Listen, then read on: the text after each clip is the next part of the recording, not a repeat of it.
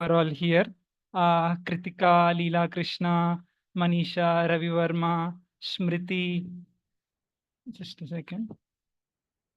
Smriti, Veeralakshmi, Himaja, Krishna Suman, Puneet, uh, Balakrishnan, Pratik, Pragya, Prasad, Saket. So thank you everyone for joining.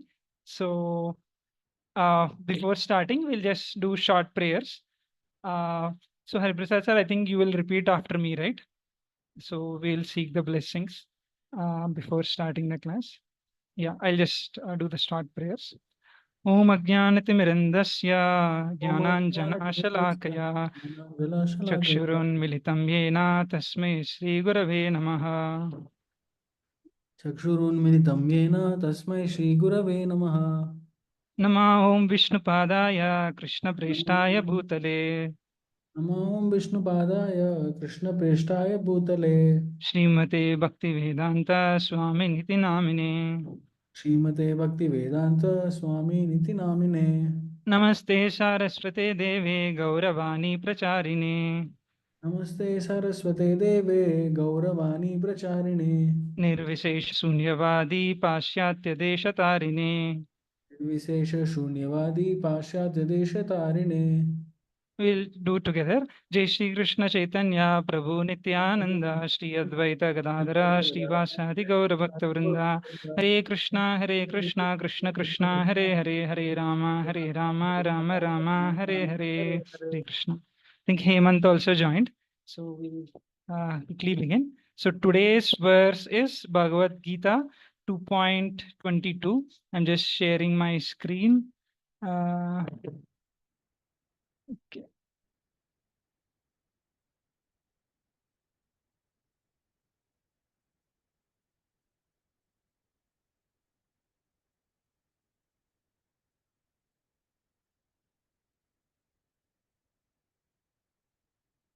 Yeah, I hope you're all able to see my screen. So now, yeah, so I'll just recite the verse first, and then we'll start with the translation, and then it begins. Vashamsi jirani yada vihaya navani grihnati naroparani tada sharirani vihaya jirnani anyani samyati navani dehi. So I think in the last to last class, Teja Prabhu and Surakshita Mataji, they gave the class on soul's existence. I think they explained how we are not the body and how we are the soul. We are not the mind also. So where the soul exists, it exists in the region of the heart. So I think they explained all that. So today we'll see some more aspects of the soul, especially transmigration of the soul. We'll see that. So here, one analogy is given. Let me explain that. Vashamsi means dress. Jirnani, old. Yada, vihaya. So when a dress become old, we give up that. Vihaya means give up. Navani. Navani means new. Grihnati. We take. Naroparani. So human beings, when a dress becomes old, they give up that and take a new dress. So similarly, tada sharirani, this body, vihaya, we give up jirnani when it becomes old. So we see that like when a body becomes very old, at one point in time, uh, there is a point in time where the soul gives up the body. That's what we call as death. When the soul comes out of the current body that we are in, that act or that state which we call as death.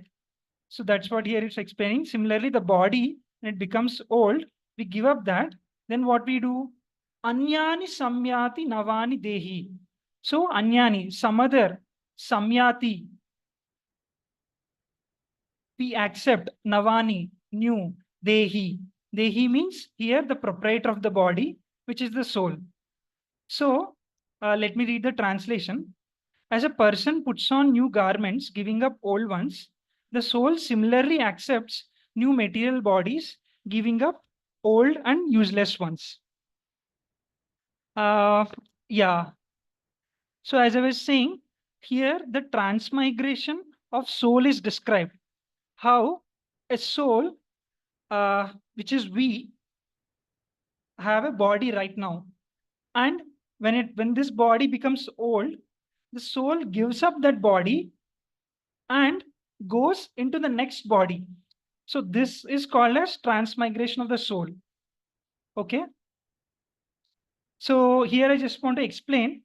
You can clearly see that when the death is happening, that is, soul is leaving the current body, it's not the end of all. It's not that we stop existing. Here, Krishna is clearly telling that after the soul gives up the body, it actually acquires the new body. So, life doesn't end with death. That is the first point we should all understand, that life doesn't end with death. And also, one more thing we can understand. So, what does soul do after giving up the current body? It goes to the next body, right? So, it is explained, I mean, in so much detail in Bhagavatam, like how a soul accepts a new body. Uh, Maybe to tell in brief, at the time of procreation, the soul actually takes shelter of a particle of semen in the man, and the act happens. It goes into a woman's womb, and then embryo forms, zygote forms, and the body develops. Right.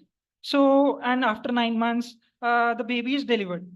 So that we call as birth, but actually, soul is entering. Like the soul which entered actually gave up some other body previously, and now it's actually entering a mother's womb through the particle of semen of a man, right? So when the birth is happening, that is not the beginning of the soul, because that soul was having a previous body. Now it's just accepting a new body. So this also we can conclude that life doesn't begin with birth and life doesn't end with death. Yeah. So, one more thing I wanted to add. We can see that in this analogy, how Krishna is giving, comparing a dress to a body, right? Vashamsi, the dress, it's compared to Sharirani, the body. So, okay, we can say that dress is important to us. Okay, I'm wearing this. Yeah, it's important. But am I having a permanent relationship with this dress? No, right? Like, for example, maybe I'm using this dress maybe for last 1 year or so. Maybe after using for a few more months, I may give it up. So I'm not having a permanent relationship with this dress. After it becomes old, I give up. So similarly, the bodies are also like that. After it becomes old, we give up that. There is one more thing we can think of, how there are different types of dresses we wear depending on situation. Like maybe when it is summer, we wear a cotton dress so that it's not sweating too much. Or maybe if it's winter, if it's too cold, or we go to some hilly region, we try to wear a sweater, a jerkin, so that we feel warm, right? We have different types of dresses.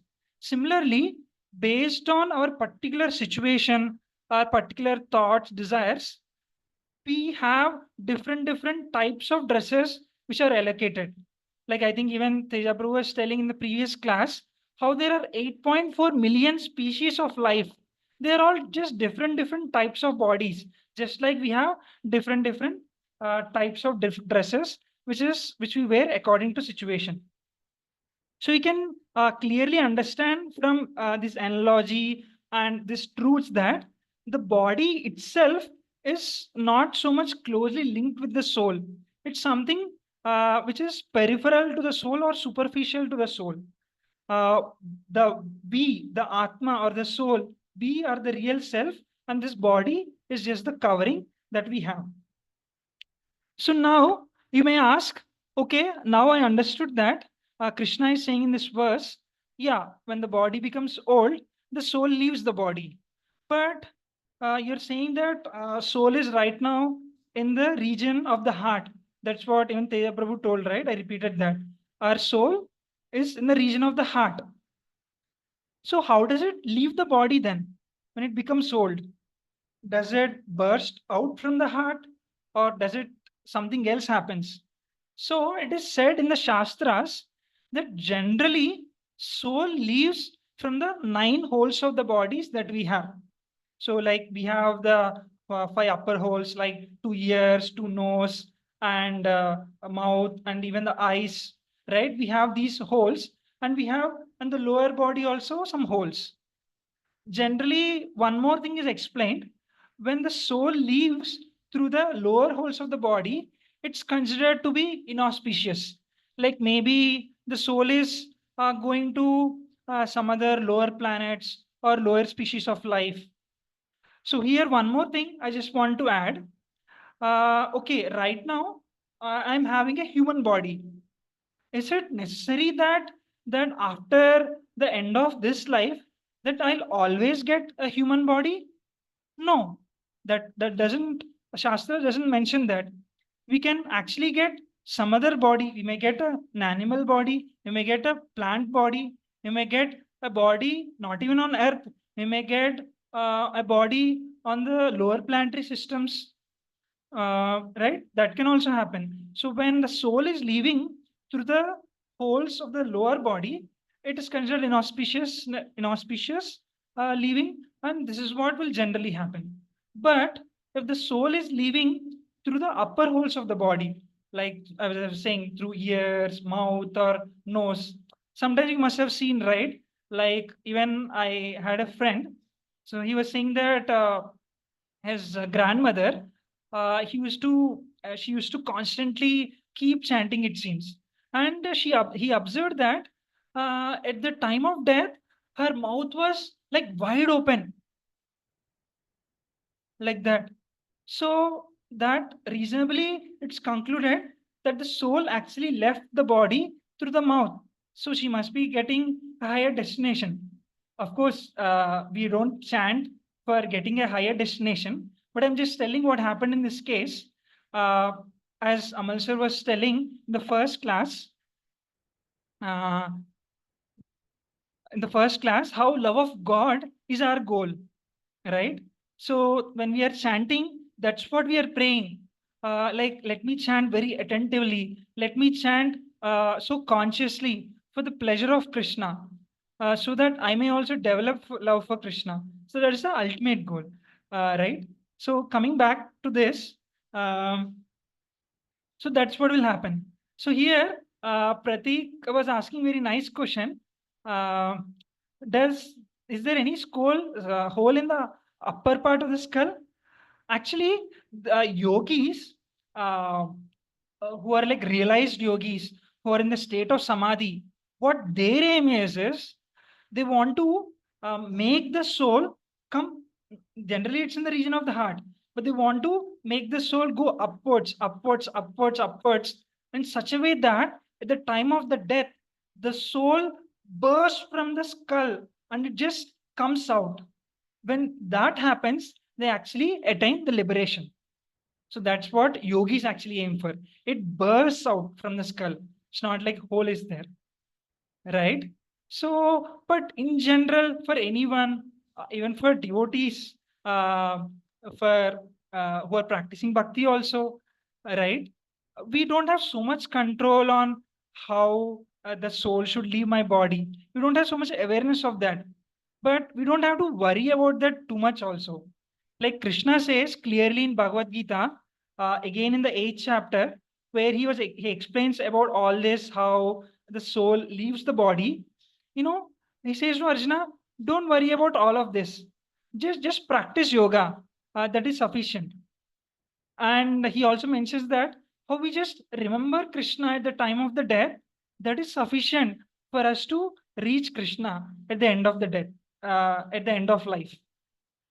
So here also he explains how when he says practice yoga that is sufficient, and he mentions in other parts of Bhagavad Gita, in Bhagavad Gita 6.47 and Bhagavad Gita 8.14, how the best type of yoga is bhakti yoga.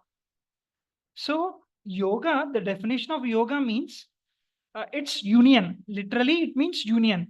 What it means is union of jiva, the soul, with God. And Krishna is saying the best type of yoga is bhakti yoga. What is bhakti yoga? In bhakti yoga, as Amal sir was explaining the first class also, our ultimate goal is love for God. We want to serve God. We want to please God. So we want to develop a relationship of God. It's a selfless relationship where we have no expectation except loving and serving God. So if we do that, we practice that, we don't have to worry about how the soul is leaving the body.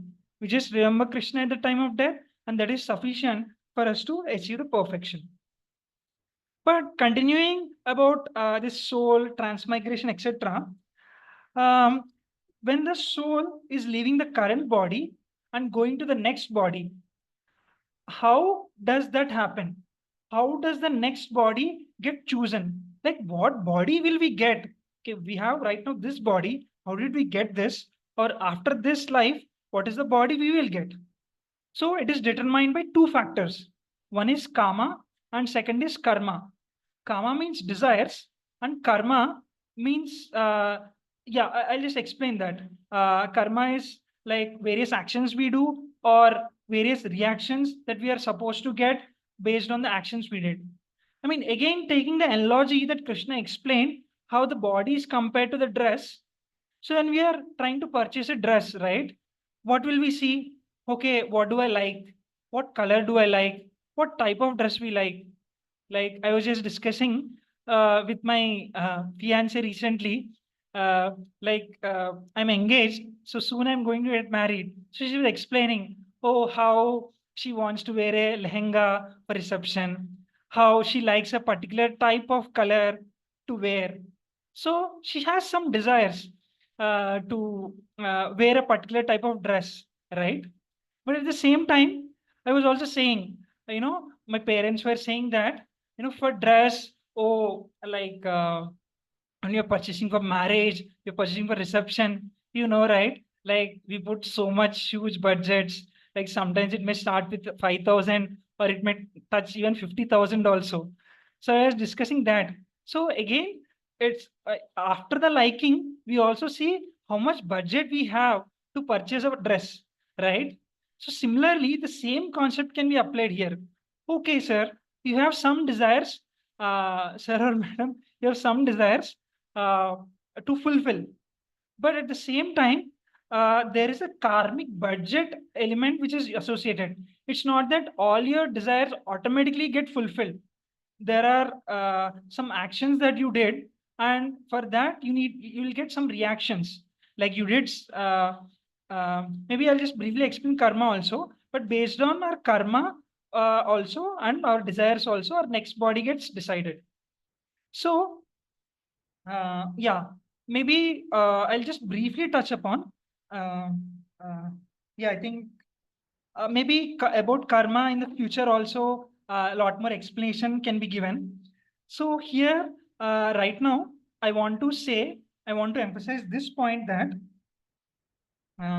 how we understood we are not the body, but we are the soul. Just like how we are not the dress we are wearing, but we are the person. But what we see in general, like just I was explaining about the marriage example, like so much budget, so much time is given for purchasing jewelry, purchasing dresses, hours and hours, days and days are given for purchasing a dress, which hopefully we may not even wear after the wedding day. It just sits on our biro almara, right? So but so much importance is given for that dress.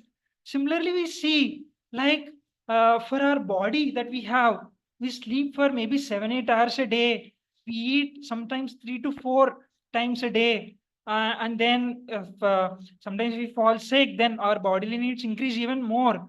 And like what to speak of beauty hairstyle, or some other makeup or whatnot, right? So much time we spend for our body, but we are not even in this body and we are going to give up this body. But what are we doing for us? which is the soul. If we are spending this much amount of time for the body, how much more serious we should be thinking about, okay, what are the needs of my soul? What am I doing for my soul? Yes, sir. So here maybe little bit, I'll just briefly explain. The soul is spiritual in nature, and the soul is hankering for love of God, love of Krishna. And the soul is also part and parcel of God or Krishna. So when we are coming in touch with God, when we are coming in touch with Krishna through various means, like when we are chanting Krishna's holy names, we are getting in touch with God. So that is nourishing our soul. When we are hearing Bhagavad Gita or when we are reading it, that Krishna's words, we are coming in touch with that. So that is also nourishing our soul. And that is nourishing our ultimate goal of life, which is love of God. We are nourishing that. So this is more important than whatever bodily needs are there. I'm not saying here that bodily needs are not important. We have to rest, we have to eat so that we go about in our life. But we have to give a higher priority for the needs of the soul. It's not that uh, so every day you're all coming and chanting one round of Maha Mantra 108 times. That is so great. You're so consistent. Why are we doing that? Because we are soul and the needs of soul we are keeping at a higher priority. So we should not miss any day chanting the Hare Krishna Maha Mantra because it is for our soul. Similarly, we should not miss any day reading or hearing Bhagavad Gita. Even if we are sick, it doesn't matter. Sometimes we, it's like little bit cough comes. Oh my God, I cannot chant today. Oh my God, I cannot attend Bhagavad Gita session today. No, we should not say like that. No, I'm not this body. I'm the spirit soul. Like, let me do something for my soul, little bit, right? That should be our determination. Again, here I'm not saying like if you are severely sick or hospitalized, you know, you may not be able to practically do sometimes. That's like extreme cases, but not like for small things also. We give higher priority to the body than the soul. So that's what we understand through dress and body analogy. I think just to summarize, Krishna gave through this verse is comparing dress with the body and how we give up old dress to get a new dress. Similarly, we give up old body when we become old and get a new body. And how I described how the soul leaves this body and how we get the next body based on our desires and karma. And ultimately, the essence is to understand how we are not the body and the soul and how we should give higher priority to the needs of the soul. Yeah, that's what I want to say today. If you have any questions, you can ask me. Otherwise, we can end the session. Yeah,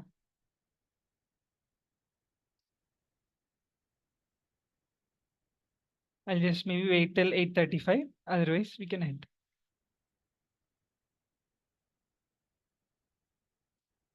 So I hope Pratik, your question is clarified. It's not that it's actually yogis try to burst open the skull. Yeah. Okay. So Leela Krishna is asking, what is Bhakti Yoga? Actually, in the upcoming sessions, it is explained in much more detail. Uh, but if you remember, Leela Krishna, in the first session, Amal sir was explaining, right, how love of God is our ultimate goal. I hope you remember that. Uh, so actually, the when we are practicing Bhakti Yoga, we are saying that our goal is that, like, we want to develop love of God.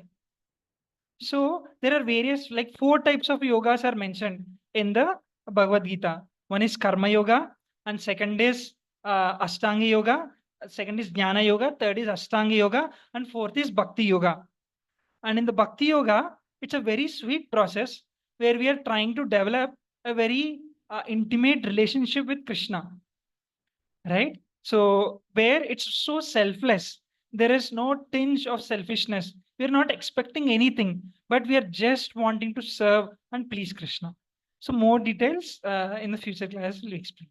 So here Smriti is asking, should we not have any material goals then? Good question. I didn't say that uh, only goal should be a spiritual goal. I said ultimate goal is love of God, right?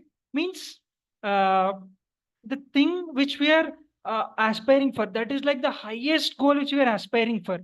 Everything else, like, okay, I want to get a job, or I want to get good marks, or I want to get good wife or good husband. These all things are, we should see them in support of trying to achieve this ultimate goal. So this ultimate goal should be our top priority, because that is our true need. Everything else are, we are just doing so that we are going in the direction of the ultimate goal. uh, like for example, I'm also uh, trying to practice bhakti yoga, but I also wanted to marry. Is that not a material goal? I mean, maybe it can be considered a material goal, but I wanted to choose uh, another a girl who's also practicing bhakti yoga very sincerely, so that we can together progress so nicely and try to achieve the ultimate goal together. So I choose my fiance like that. uh, so our material goals are subordinate to ultimate goal. Yeah. So I hope that answers the question. So material goals can be had, but it's subordinate. Yeah. Okay. Okay. Then maybe we'll end here. It's already 8:37. Thank you very much.